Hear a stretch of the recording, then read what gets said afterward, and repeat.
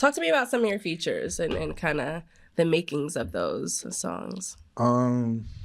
So we got 50 on the album again. 50 I've worked with. He was on Wild Love, Wolf. That's one of my favorite people to work with because it's like, when you look at artist DNA and like the archetypes, if you will, of artists and stuff like that, it's like you are who you are, and it's like that's the way you that's your approach. That's the way you have this system. Yeah, that's your system.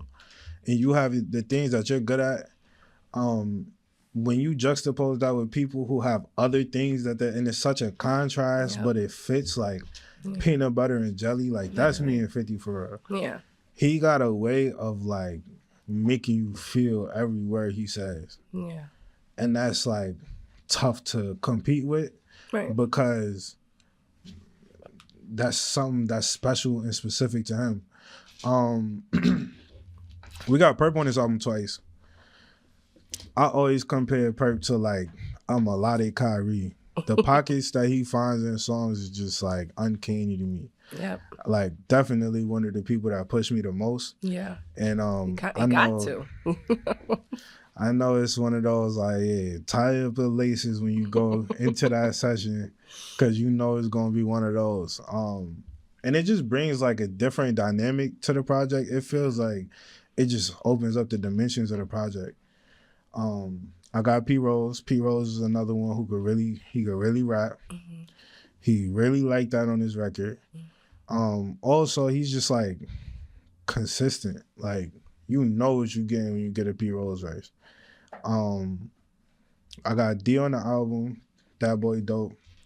I actually just executive produced his album, which came out in December. He's another person. It's just like iron sharpening iron. Right. Everybody on this project is here for a reason. Yeah. Perfectly placed at that.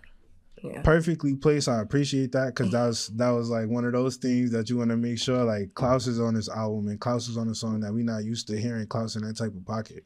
But I know, I know what he does for real. But yeah. That's good. That must feel good. So how are these, I guess these features sessions come together? Are they always like, all together? Are you sending in, or how does that happen for you guys? I was in studio for every feature but one.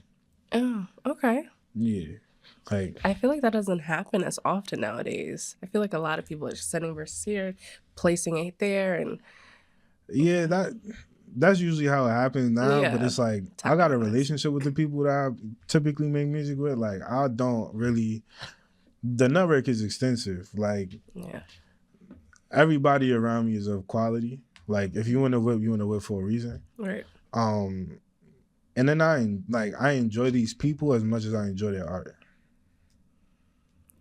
And would you say that because these people are still parts of previous projects, but also projects now, that you guys have kind of grown in the way that you make music together as well? For sure. I think the biggest example of that on this project is Perp. Me and Perp been making music for a minute, but we did things on this project that we never did before. Like Ruby Rose, we composed the whole song from the ground up. Yeah, that's different. Like really quickly to tell the story, like I was coming in from North Carolina again, seeing my mom. He in Rosedale, so he like right across the street from the airport. Right there, yeah. And like I was at his house before he got there, and I had this guitar. No, I had this flute lead that I didn't have anything else. I just had the flute that you hear on Ruby Rose. And like Ruby Rose had posted an amazing picture that day. Generational. Shout out to you, girl. Generational picture taker. Yeah. And like Perp came into the clan. We just started working or whatever. He started building off of what I had, and then like I kind of started freestyling like, girl, when you pose, do it like Ruby Rose.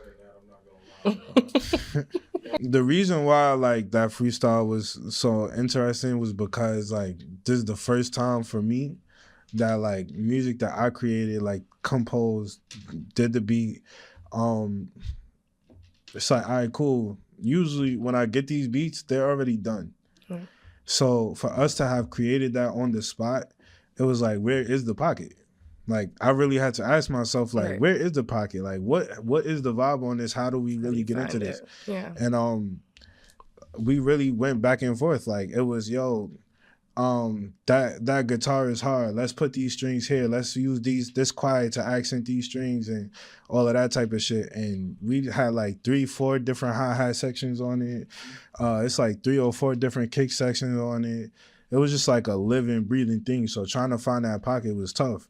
And I think like the biggest difference in this project in comparison to my other projects is like really just comfort in the music, comfort in creation. Like it really felt one.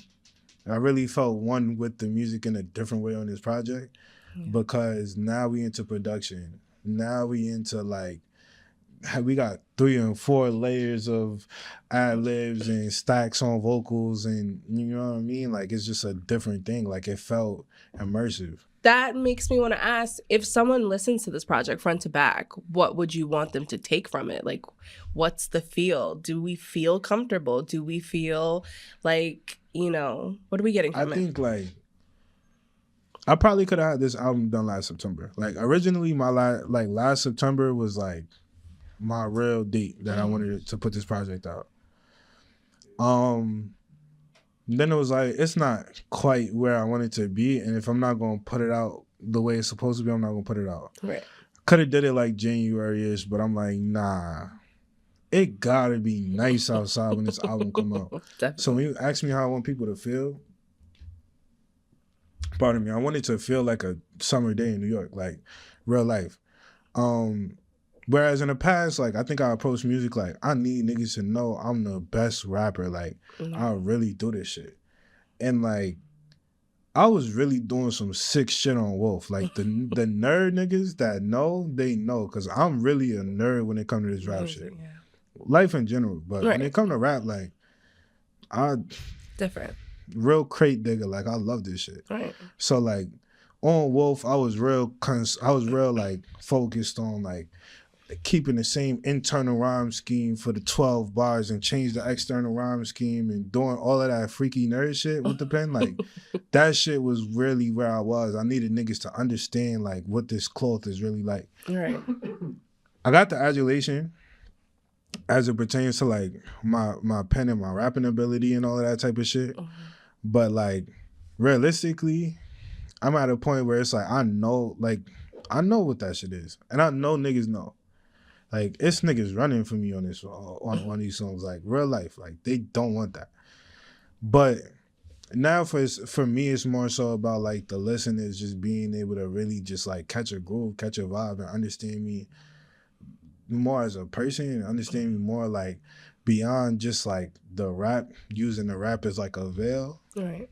And just like some of these melodic songs, you're gonna get things like it could be 2 words that's melodic, and it's gonna say so much more than the 1632 bars of straight 1,000 words and all. Like, you feel me? It's more about the feeling.